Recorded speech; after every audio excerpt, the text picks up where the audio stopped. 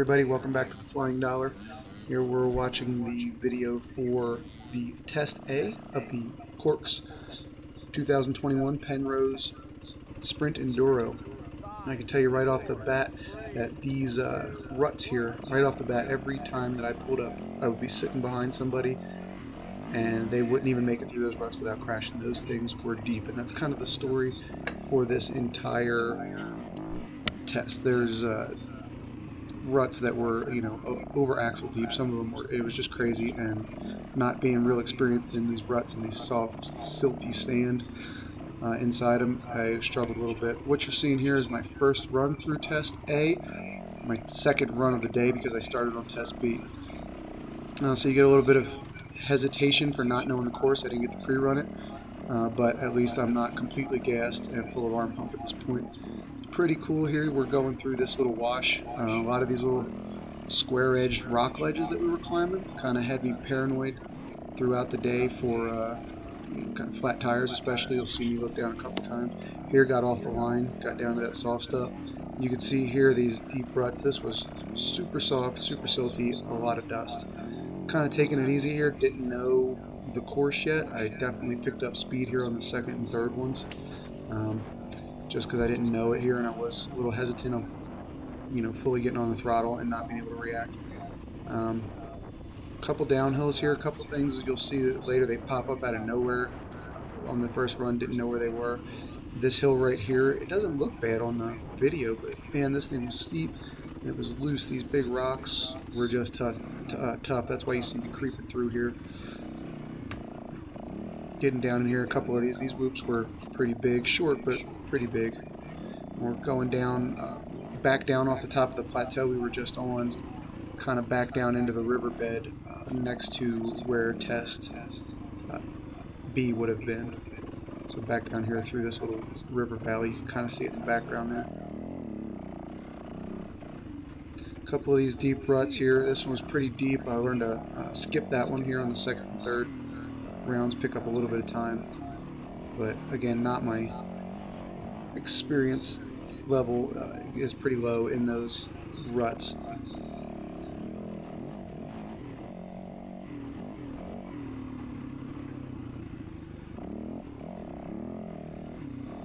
It's a nice little single track section through the woods here. This was originally scheduled to be, I believe, in Walsenburg, the Sprint Enduro, but the property only had a little change of heart.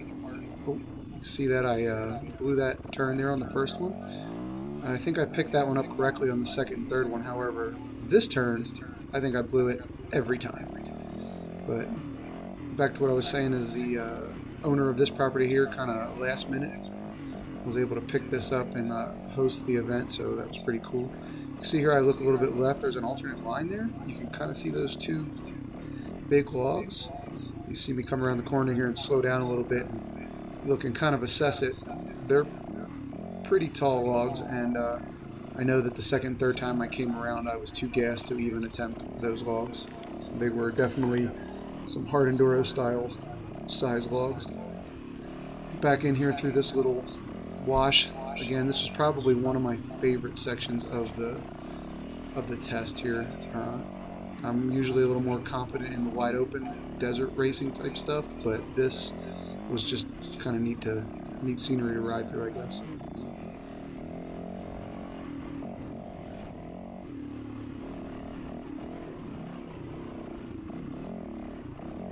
Kind of come on up out of the wash here, and pretty much every time you come up out of these hills, it's pretty soft, silty sand. Especially right in here, you can see, is this the one? Yeah, kind of get off to the side, lose the front end a little bit there in the soft stuff. Lost some time. And that was one of those upcoming sudden drops. That thing was a good 4 feet deep. It doesn't look like it, but it was deep, and it came up on you out of nowhere. This hill, again, the video just doesn't do it justice. That was kind of an off-camber side hill type deal while you're going fast in soft sand, in those big fist-sized rocks. It just was kind of difficult. This is downhill and right turn. If you had gone straight off to where that motorcycle is over there, you can see it's a pretty good sized ditch. You definitely could have blown that and been a bad situation.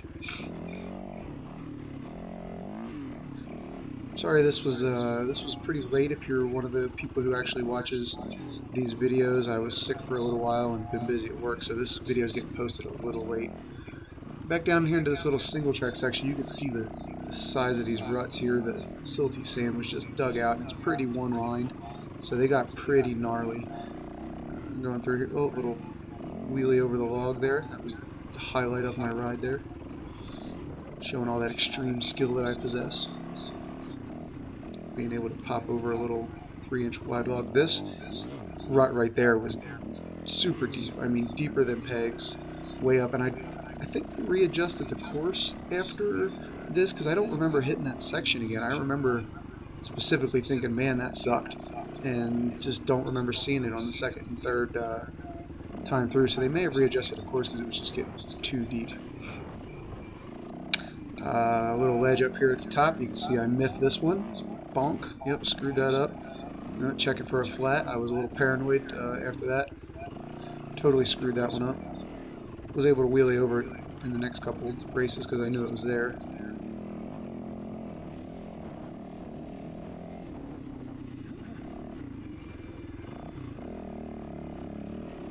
Checking for that spare tire again, or flat tire again. Got off the line there.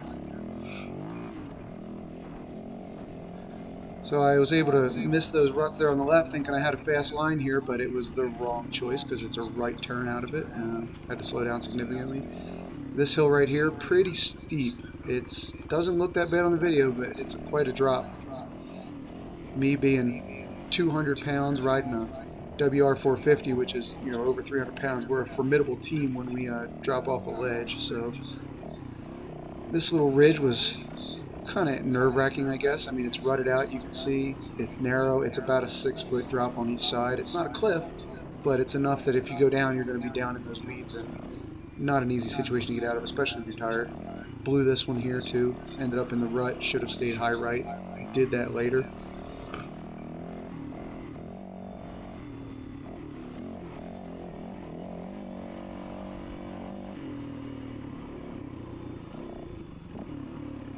In this section of the course, you start to get a little bit more open and flat, I would say. A little more towards my skill set, I guess. Little offset whoops here. These were kind of fun, but not easy, but a little challenging.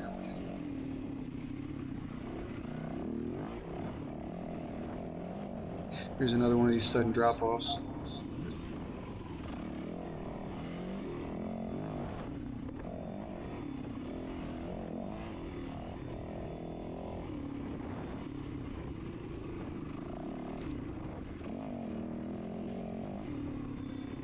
Remember, guys, please like and subscribe if you like what I'm doing. If you just like the dirt bike thing, I've got some trail rides that I want to do here in Colorado coming up.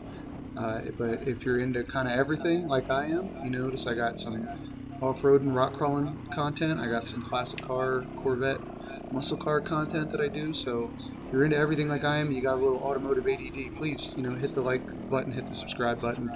It would help me out.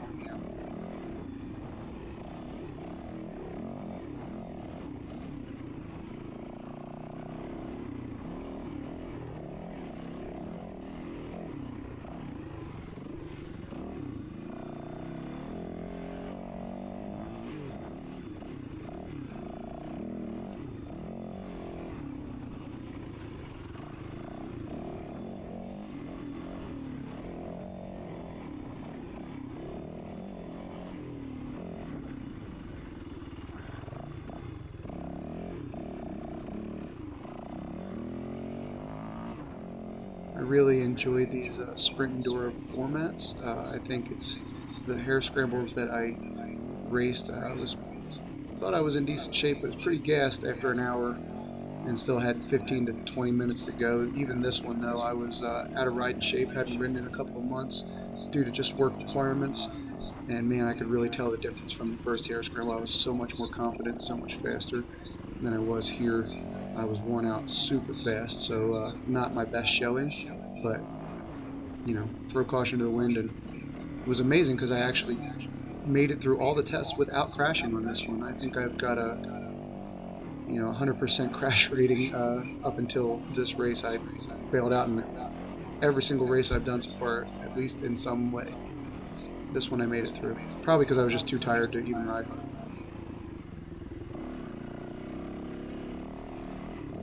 And those whoops right there were pretty big. You see me try to wheelie over it, but they were, from the erosion and just all the riders going through before us.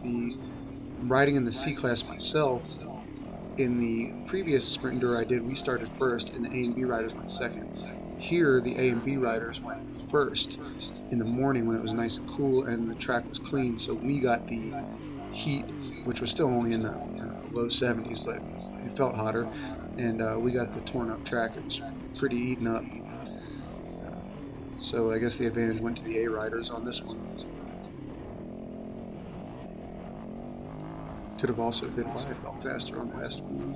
The track wasn't as chewed up.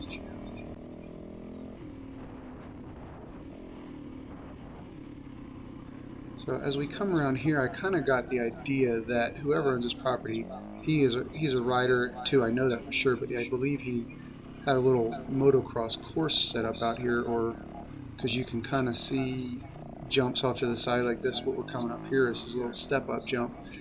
I believe there's another one on the course, and I can't remember if I tried to clear this one that I just hit or the second one that comes up in the second time I tried this test, but either way I cased it pretty bad. It was either the lack of traction getting up there or I just didn't commit. Probably the latter there.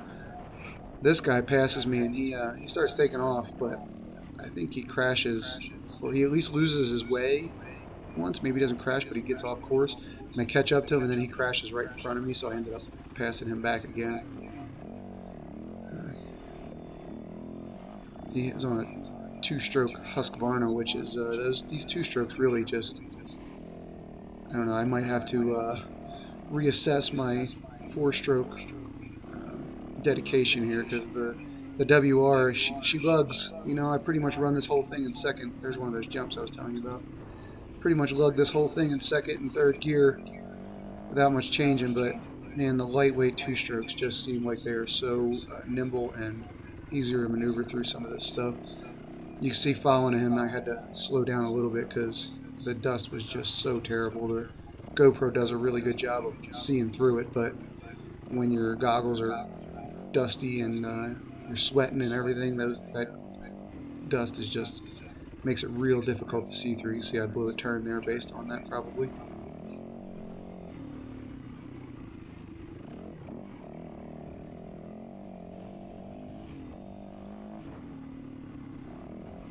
You can see more jumps off there to the right. This little section here, these little tiny tabletops were kind of fun on the second ride through, and then once I knew what they were, I was able to go through them a bit quicker. That video just didn't turn out as good, I think. I don't know if it moved or not, but the GoPro, but it just didn't turn out as good.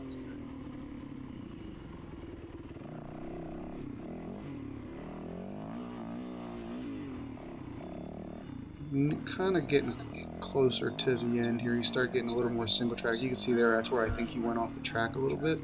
So I was able to keep up with him here for a few hundred meters maybe. But as you can see, right as he goes around that right turn up there, big cloud of dust. Oh, where'd you go? Oh, there you are.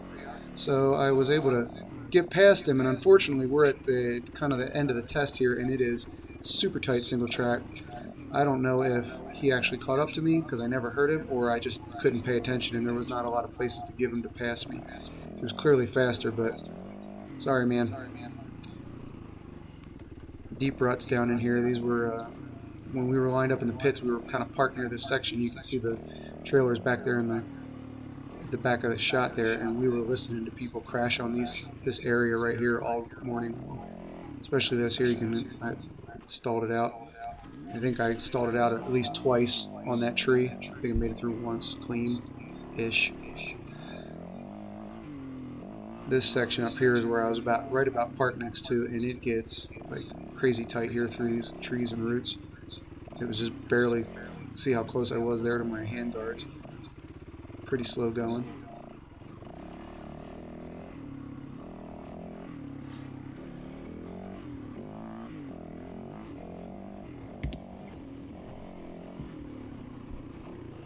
It was kind of tough here. I was definitely getting dehydrated because I didn't wear a water pack, because the last time we did a sprint enduro, the ending was on one side of the pits. I could ride past my truck, get a drink of water, top off the gas, whatever, and then the start point was on the opposite.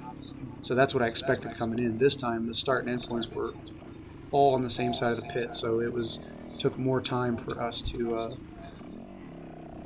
get to our trucks to top off gas or get water and everything. Plus, because of the dust, they extended the time from 15-second intervals between riders on the start to 30, but they did not extend the overall time allowed to complete the course. So I think we had 3 or 3.5 hours. With 15 seconds in between, you got a little more time, but waiting for 30 seconds, it took us longer to get started, and etc. So that made it a little difficult too. Again, if you like what I'm doing, please like, subscribe. Thanks for watching The Flying Dollar, and I'll see you guys next time.